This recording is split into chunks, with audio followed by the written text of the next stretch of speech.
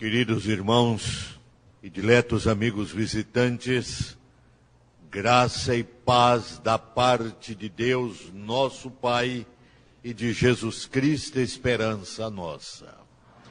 Para a meditação desta hora, eu vos convido a abrirdes a vossa Bíblia comigo no Evangelho de Jesus Cristo, nosso Senhor, conforme escreveu o evangelista Lucas, no capítulo 18, para lermos alternadamente os versículos 35 a 43. Lucas 18, 35 a 43. Em leitura alternada, cuja direção peço ao nosso pastor a gentileza de tomá-la agora, em face, como já vos disse, de uma provisória limitação visual que estou sofrendo nesses dias. Peço, portanto, ao reverendo Arnaldo a gentileza de nos conduzir na leitura de Lucas 18, 35 a 43. De pé. Fiquemos de pé. Quero convidar o reverendo Irineu Silva para tomar assento conosco aqui ao púlpito. E a sua esposa tem um lugar aqui na frente. Tem um lugar para a sua esposa logo aqui na frente. E o reverendo Irineu sentar aqui conosco ao púlpito.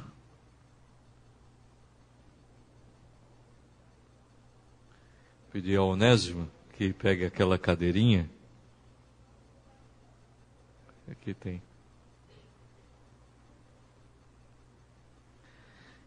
Vai colocar aqui ao lado do primeiro banco, ou aqui mais ao lado, aqui na frente de José Osmundo, que aí ela não vai ver o culto. Isto aqui, né? Diácono José Osmundo, da Igreja Presbiteriana de Tegipió. Leiamos alternadamente o texto sagrado de Lucas 18, versículo 35 a 43. O reverendo Irineu foi pastor nesta igreja alguns anos atrás. Aconteceu que, ao aproximar-se ele de Jericó, estava um cego assentado à beira do caminho, pedindo esmolas.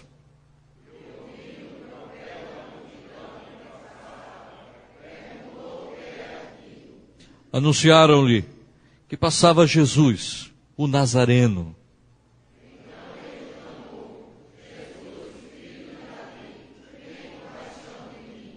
E os que iam na frente o repreendiam, para que se calasse. Ele, porém, cada vez gritava mais: Filho de Davi, tem misericórdia de mim.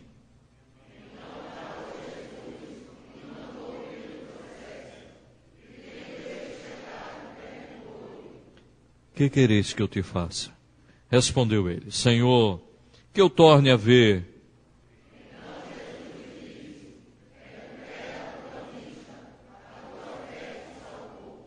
Imediatamente tornou a ver e seguia-o, glorificando a Deus. Também todo o povo, vendo isto, dava louvores a Deus. Amém.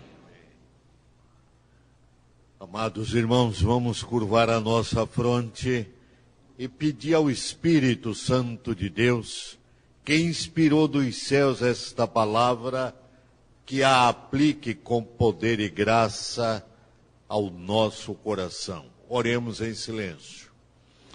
Deus bendito, nosso adorável Senhor e Pai, após lermos uma porção da Tua palavra santa, necessitamos, Senhor, da iluminação graciosa do Teu Santo Espírito para entender bem as lições que ela tem a nos transmitir. Por isso te pedimos, fala, Deus, meu Senhor. Toca-nos com o fogo do altar. Fala, Deus, meu Senhor. eis-nos prontos ao teu mandar. Em nome e para a glória de Jesus. Amém. Podeis sentar, irmãos.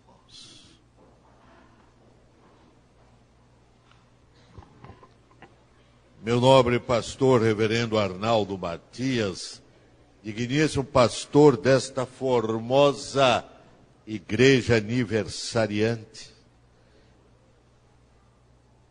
senhores pastores, visitantes, o nosso venerando Sebastião Moura, o reverendo Irineu, meu caro presbítero emérito, doutor Araquém de Melo e Silva, que sem dúvida é um patrimônio vivo, não apenas da igreja, mas de nossa cidade e dos amigos que o estimam.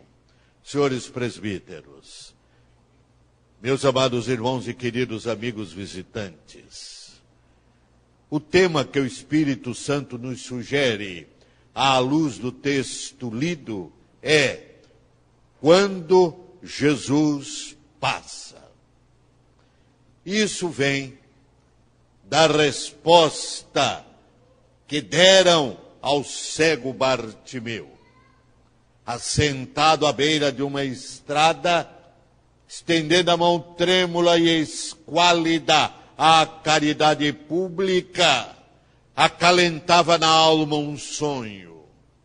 O sonho de um dia poder se encontrar com aquele extraordinário fazedor de milagres, aquele taumaturgo de Nazaré, que já havia feito tantos bens a tantas pessoas, poderia muito bem fazer-lhe um bem especial ali, na beira daquela estrada. E o grande pastor presbiteriano da Igreja do Povo no Canadá, o Dr. Oswaldo Smith, também escritor e poeta, debruçando-se sobre este texto, escreveu dizendo: um pobre cego à beira de uma estrada, envolto em trevas, trapos e desdém, pedia esmolas de alma angustiada.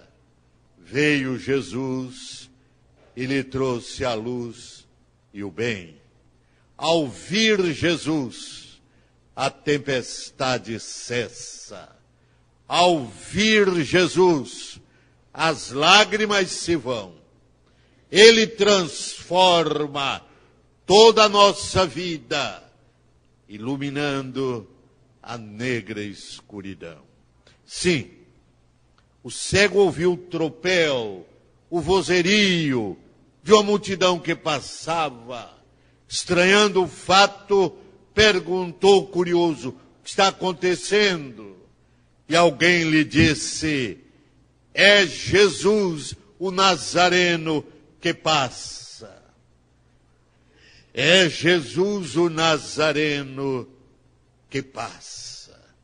Meus irmãos e meus amigos, quando o Senhor Jesus passa pelos caminhos de uma vida e é por esta percebido, algo de extraordinária grandeza acontece.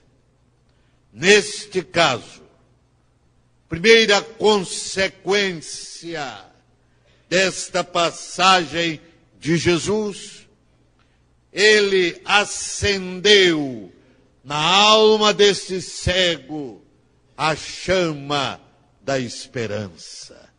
Quando Jesus passa pelos caminhos de uma vida, ele acende na alma a chama da esperança. Aquele cego percebeu que aquela era a sua hora e irrompeu num brado solícito: Jesus, filho de Davi, tem compaixão de mim, tem misericórdia de mim, crepitava-lhe na alma a chama da esperança de um milagre. Ele já tinha ouvido falar muito a respeito dos milagres de Jesus. A multidão mandava que ele se calasse, mas ele gritava mais ainda: Filho de Davi, tem misericórdia de mim. Uma jovem, depois de algum tempo de noiva, foi iludida, abandonada pelo noivo a quem ela tanto amava, e por isso entrou em crise. Resolveu suicidar-se. Comprou uma dose letal de veneno e resolveu fazer um planejamento de morte. Levou o veneno para o quarto na noite anterior e também um copo d'água, para no dia seguinte, bem cedo, dissolver aquele veneno, ingeri-lo e morrer deitada. Passou uma noite angustiosa, difícil. Amanhece o dia e ela disse: agora é a hora. Mas, antes de morrer, eu vou ouvir a última coisa deste mundo. E o seu rádio de cabeceira estava ali, ligado numa rádio local, e ela ligou o rádio. E entrava naquele momento um programa especial, programa evangélico, meditação no santuário. E ela ouviu aquela mensagem, ouviu falar de Jesus, que ama os aflitos, que lhes alivia a carga, o peso, que lhes transforma a vida, as crises, os problemas. E ela começou a sensibilizar-se, a chorar, e daqui a pouco jogou fora o copo d'água com veneno, ajoelhou-se aos pés da cama e disse: nem tudo está perdido, há esperança. Sim, meus irmãos, o poeta tem razão. Porque Cristo vive, posso crer no amanhã. Nem tudo está perdido em sua vida, em nossa vida. Por mais decepcionante que seja a situação, por mais aguda que seja a dor, por mais caótica que seja a frustração, nem tudo está perdido. Jesus Cristo vive, e porque Ele vive, podemos crer no amanhã. Meus irmãos, aquela moça foi ao escritório daquele pastor que fazia aquele programa de rádio, conversou com ele, foi levada a uma igreja, fez a sua pública profissão de fé e se tornou colaborador atuante daquele programa de rádio. Quando Jesus Cristo passa, ele acende na alma a chama da esperança. Bartimeu não se aquietou, gritou cada vez mais: Filho de Davi, tem compaixão de mim. Mas há outro detalhe importante que o texto nos oferece. Quando Jesus passa pelos caminhos de uma vida, ele para ouvir o clamor de uma alma aflita. Jesus nunca está tão apressado que não possa parar para ouvir o soluço da alma, os queixumes do coração, perceber as lágrimas amargas vertidas por aqueles que estão em aflição e dor. Ele para ouvir. O texto sagrado diz que Jesus parou, deteve a multidão insensível, parou e mandou chamar o cego. Sim, essa é a coisa admirável. Jesus para nos ouvir. Em qualquer situação, em qualquer lugar, Ele para. Ele está ao nosso alcance para nos ouvir. Quando eu iniciei o pastorado na Igreja Presbiteriana da Bahia, dando expediente todas as manhãs no gabinete pastoral da igreja, uma daquelas manhãs, uma enfermeira da igreja me telefonou do hospital e me disse: reverendo, o senhor pode ouvir aí a nossa médica, doutora Maria José? Eu lhe disse: posso. Dali uns 20 minutos, mais ou menos, bateu à porta do gabinete aquela jovem senhora médica. E ao abrir a porta, fui surpreendido, porque me deparei com uma mulher vestida de branco. Sim, era médica. Ela vinha do hospital para falar com o pastor, mas não deu bom dia, não pediu licença, entrou como uma flecha, rosto carregado, carrancudo, dizendo: pastor, eu sou uma mulher indócil, desesperada e sem fé, e preciso de alguém que me escute. Preciso de alguém que me escute. Ah, esta é a grande necessidade da hora, de alguém que nos escute. Todos querem falar, falar, falar. Poucos querem parar para ouvir. Jesus para ouvir. Disse àquela jovem senhora médica: doutora, se assente aqui. Pus a cadeira assim, à cabeceira da mesa, assentei-me do lado de cá e disse: a senhora pode falar, estamos, pus no plural, estamos às suas ordens. E aquela jovem senhora médica abriu as comportas da alma e, em desespero, revolta, falou mais de 40 minutos. Quando cansou de falar, ela me olhou com os olhos injetados, vermelhos, uma expressão de revolta, e olhando-me firme, ela perguntou: e agora, pastor, o que é que o senhor tem para me dizer? E eu a surpreendi quando lhe disse: doutora, eu mesmo, de mim mesmo, não tenho quase nada para lhe dizer, mas há alguém aqui que ouviu a senhora e tem tudo a lhe dizer. Ela se assustou, olhou para um lado, olhou para outro na sala, procurou alguém. Eu lhe dissera: há alguém aqui que ouviu o seu clamor, o seu desespero, e tem muito a lhe falar.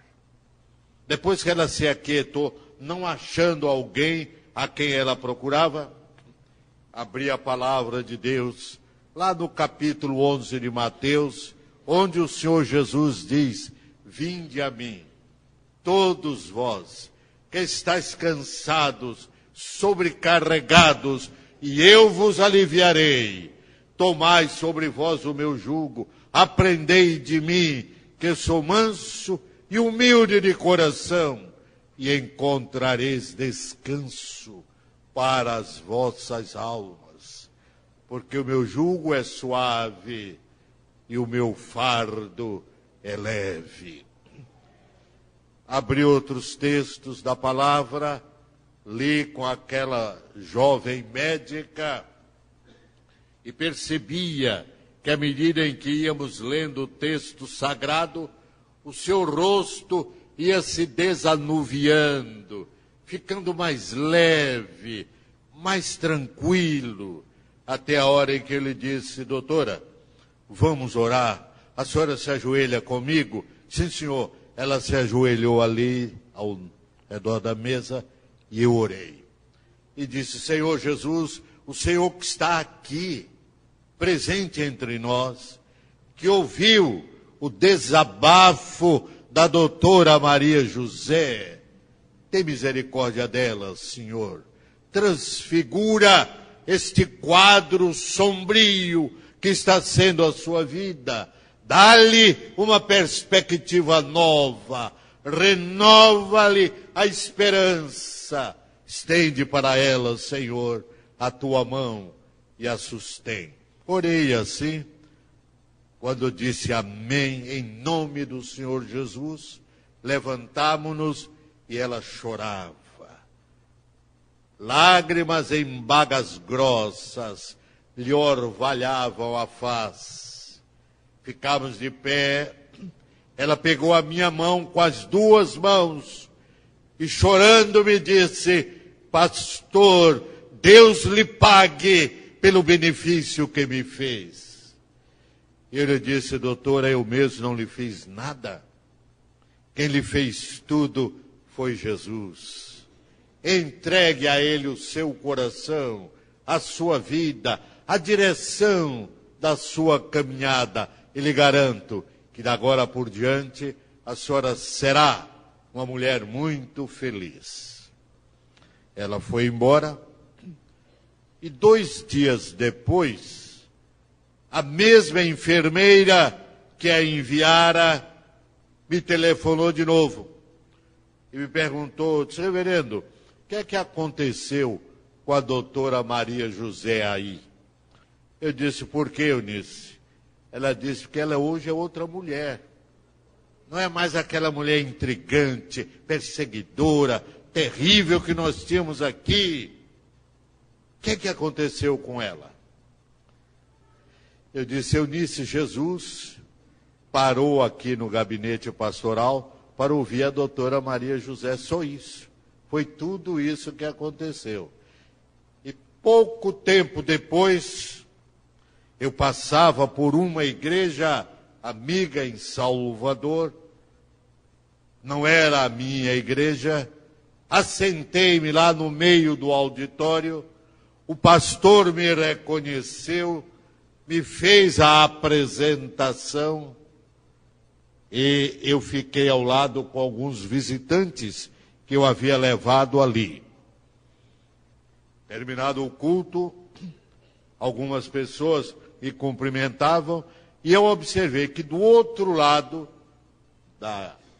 das bancadas saiu uma senhora apressada na minha direção. Chegou perto de mim, apertou a minha mão e disse-me: o senhor se lembra de mim? Olhei para ela assim: eu me lembro. Ela disse: eu sou a Maria José. Eu, sim, doutora, eu estou me lembrando. Não, doutora, não. Eu sou a Maria José e agora eu sou membro desta igreja. Quando Jesus passa pelos caminhos de uma vida, ele para ouvir o clamor da alma aflita. Mandou chamar o médico, o cego. Ele fez uma pergunta que era óbvia na resposta: que queres que eu te faça? Jesus está lhe perguntando agora.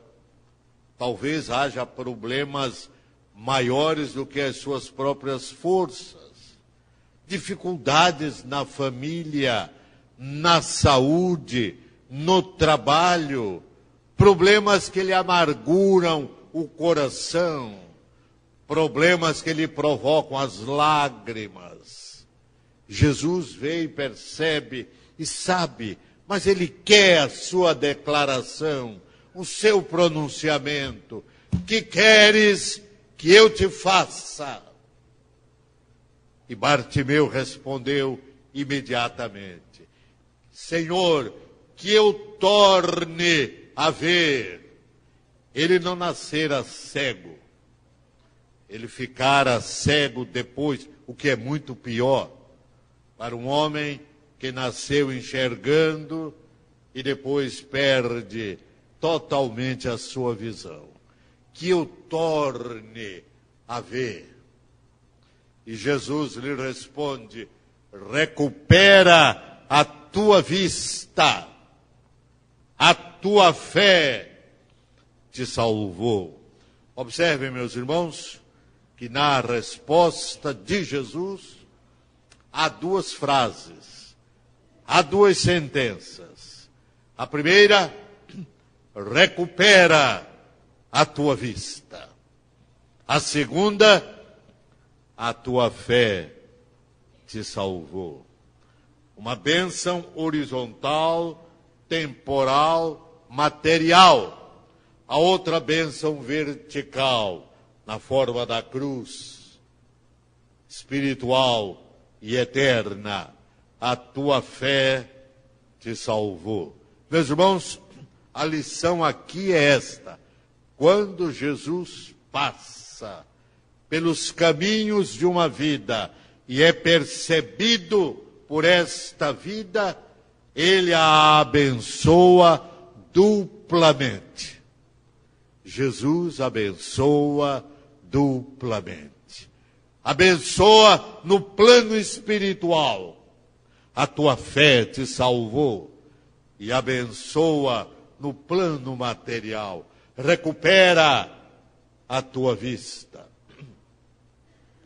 Iniciei o meu pastorado na bela e agradável cidade de Vitória da Conquista, no interior da Bahia. Ali nós tínhamos um presbítero, funcionário público, que trabalhava ao lado de um outro funcionário, seu amigo. Mas aquele amigo do presbítero era um homem lamentavelmente arruinado pelo pecado. Esse homem se chamava Josué Oliveira. E a situação dele era tão crítica, tão delicada, tão vexatória, que nós começamos a trabalhar com Josué, evangelizando-o. E um dia resolvemos, eu e a minha esposa, fazer uma visita à família de Josué. Fomos àquele endereço, era uma casa rústica, pobre, batemos à porta e as filhas dele, adolescentes, quando perceberam a presença de um casal estranho, eu e Aldira, elas correram para o quintal. A casa era muito precária. Além da precariedade da casa, havia outro agravante. Não havia uma cadeira para ninguém sentar. Aquela senhora foi lá à sala de jantar, pegou 2 tamboretes, sabe bem o que é o tamborete? Trouxe aqueles 2 tamboretes, colocou ali para nós dois, eu e a minha esposa, e foi buscar um terceiro tamborete para ela. E se assentou ali, enquanto as meninas estavam escondidas no quintal. Conversamos com aquela senhora, oramos com ela, convidamos aquela senhora a ir à igreja, e ela foi. E seu marido foi com ela, e passou a frequentar a igreja. E o Senhor Jesus passou por aquela vida, por aquela família, e fez algo novo. Josué se converteu a Cristo. E ele, que gastava todo o dinheiro nos lupanares, nas orgias, na jogatina, nas bebidas, nos cabarés daquela região, agora mudou de vida. Ele não, Jesus mudou a vida. E agora a filha que abandonara o curso por falta de dinheiro para comprar livros e cadernos, voltou a estudar. Nós saímos de Vitória da Conquista, fomos para Salvador. E 2 anos depois, recebemos um lindo cartão de formatura da filha mais velha de Josué, que se formava como professora no Instituto de Educação da cidade.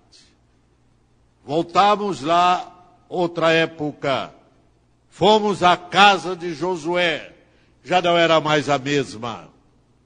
Eles estavam noutra casa, uma casa boa, de bela aparência, havia móveis nas salas, a gente podia se assentar tranquilamente e as meninas não corriam mais para o quintal.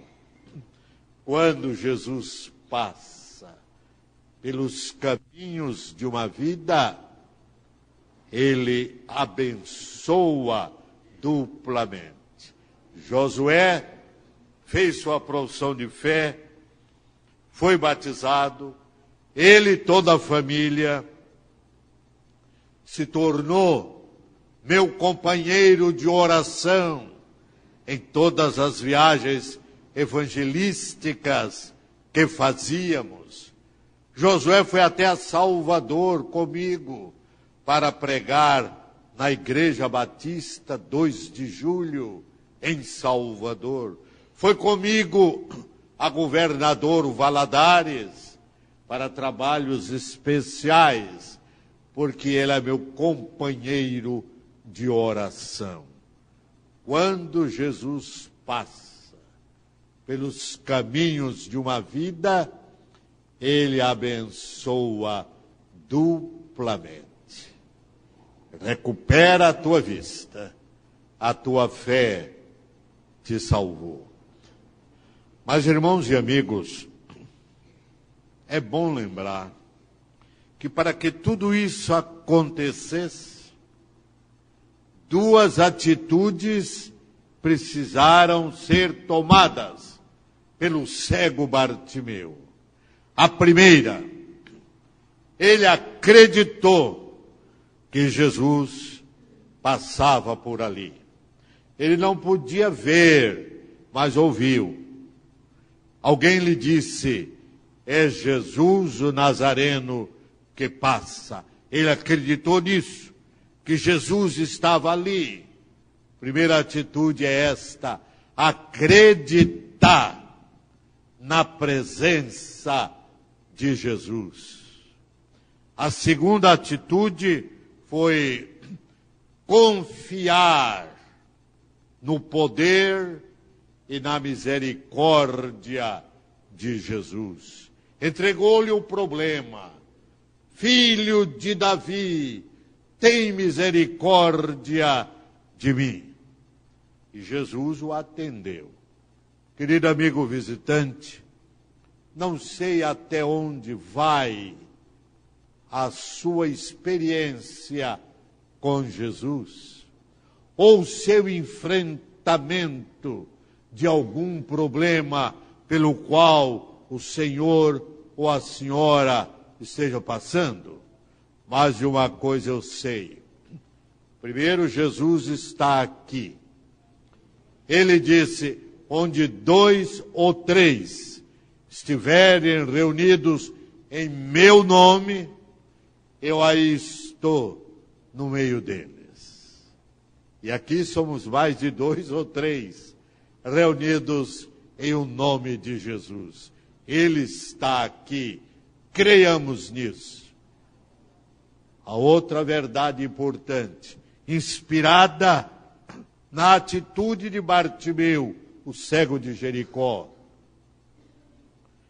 Ele entregou a Jesus confiantemente o seu problema, o seu futuro, o seu amanhã. É o que deveis fazer também agora. Crer que Jesus está aqui, pronto e disposto para vos escutar, pronto e disposto para vos atender. E entregai a vossa vida, os vossos problemas, as vossas esperanças a Jesus, porque Ele tem cuidado de vós. Que Ele nos abençoe. Amém.